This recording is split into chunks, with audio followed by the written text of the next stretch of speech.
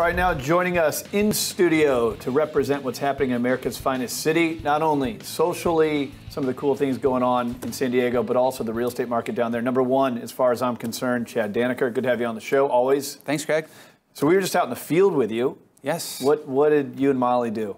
Oh, that was awesome. So we went to the Global Student Entrepreneurship Awards at the Box at Diamond View Tower, right there by Petco Park, the top floor. And it's really a cool event. And it's all about San Diego promoting entrepreneurs and entrepreneurship and really all the cool universities we have and all these brilliant kids we've got coming into town and promoting them and their business ideas. Cool. So it was like a Shark Tank type event where we had For kids? For college kids, yes. Okay. So they had to have a college kids, they had to have a viable business with some revenue. So they were along their way, and then they got judged by former CEOs, VCs, people out there that are actually angel funders, you know, that are helping these type of businesses along in the real world, in the Silicon Valley world. Yeah, and a lot of this stuff, I mean, you mentioned college, high school or college, you don't really get that kind of entrepreneurial education. I mean, that's real world stuff. So you guys are out there doing this voluntarily to bring these kids, you know, kind of kids up. Yeah, it's awesome. You know, and I think San Diego's really fostering that. Yep. And I love it because downtown's huge in that area right now. Downtown is really promoting entrepreneurship.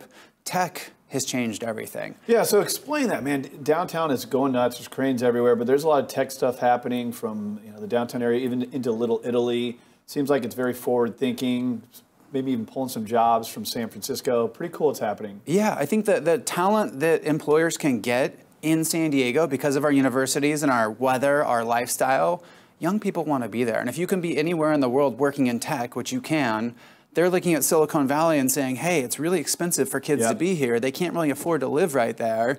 And kids don't necessarily want to be there. Those neighborhoods they don't speak to them. Or if they go down to like East Village or Little Italy or even the Gas Lamp, like you're 25, you're 30, you're really smart, you're starting making $120K a year. $120K a year in CB Valley doesn't do anything for you, or in Silicon Valley doesn't do anything for you. Yeah, so there are a lot of these startups are happening. It's pretty profound to watch it all. What's going on? We're finishing up the year. Downtown real estate. How's it gone? So you know, downtown's such a fun place to be this time of year. Yeah. You think of the holidays, and you think of downtown, and people, you know, in the past, a decade ago, you think of downtown as more of a workplace, but it's really blossomed into a residential neighborhood, like with some good vitality. And there's some cool events going on. Just a couple things. The Little Italy tree lighting, which is really cool. It's 1,100 poinsettias, like small poinsettias stacked up into a 25-foot. Where is that? Right there on India and Fir.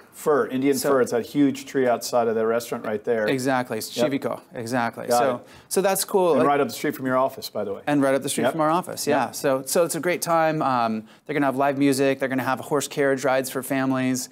And then what I think is really cool this year that is different is that after that tree lighting, they're going to walk everybody down to Piazza Familia and unveil the 20-foot permanent tree that's going to be there on Piazza Familia. And that's, no kidding. Yeah, so that's right on Date. That's on West Date in India, where you've been driving by and you see all the construction going on. And it's been a mess, honestly, for the last 2 years. So first quarter in 2018, we'll see that unveil. And, of course, we'll be there in the field to shoot for that, which will be great. Because it's very cool. You know, I don't even call it Little Italy anymore. I mean, it's really grown over the last 2 to 3 years from new restaurants. Now they got these residential buildings. What's the story on those? How many of those are residential? How many of those are condos or apartments? So everything in Little Italy right now is apartments. So you're seeing apartments jump up all over. Okay. There's no condos for sale there. Okay, wow. I think rolling into 2018, it's with regards to real estate, which is cool, is you've got the first condo building that will be closing since 2009.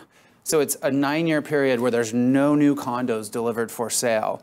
And why is that, though? I mean, do you think that'll change? Well, if you think about a high-rise condo, it takes about 3 years to build and a couple years to plan prior. So let's call it a 5-year project, right? Okay. Well, the economy starts to crash in 7, bad in 8, worse in 9, worse in 10, rebounds in 11. So you've got to get back to the point where the cost, you can afford to build them, right? Concrete, steel, and glass, all these commodities are really expensive. And if you're only getting $700 a foot for new construction, at the end of that little spreadsheet that says like cost of building, sales, and profit, it was leaving 0. So wow. Nobody's Do you going to think take these that risk. apartments get ultimately converted? I think at some point, yeah. So, Okay. and some of the newer apartment buildings were done about 4 years ago, but they're going to wait 10 years. So you're going to see another 6 years where there's going to be a squeeze on inventory, and that's just going to keep putting upward pressure on prices. What's your advice, and we're running a little low on time, anyone looking to buy in downtown Little Italy? These areas are becoming so cool, social scene, awesome, and they're building it right. These are safe neighborhoods. I just feel like San Diego is emerging as one of these late up-and-coming cities. It's growing off the lessons of some of the bigger cities. If someone wants to get in there, whether it's a first-time home buyer, move-up buyer, maybe that empty nester, what do we need to do? How do we get information on real estate? How do we find the inventory? How do we make it happen? Yeah, just give us a call. You can visit us on the web at welcometosandiego.com. Give us a call. Our guys are answering the phone. Like, it's all about really finding out what your story is and what you're looking to do, and then we can tie you into the opportunities that would work perfect for you. I get so many real estate newsletters, I'm sure you can imagine, with this show. Yeah. And yours is one that I've never unsubscribed to. I always find great content in there, great information about America's finest city. And I don't even remember when I signed up for it. You might have just put me on there as a friend. If people go to your website, can they get on it? Of course. Yeah. Okay, so welcometosandiego.com, newsletter, click there, and then these reports and all this information will happen? Absolutely, yeah. Awesome. Chad Dannecker, the man in downtown San Diego and Little Italy. Thanks for coming on the show. Yeah, thanks, Greg. All right, more of the American Dream coming up next. All right, now let's go out into the marketplace. The Bella Vista Social Club. We're joining top producing realtor AJ Powers and our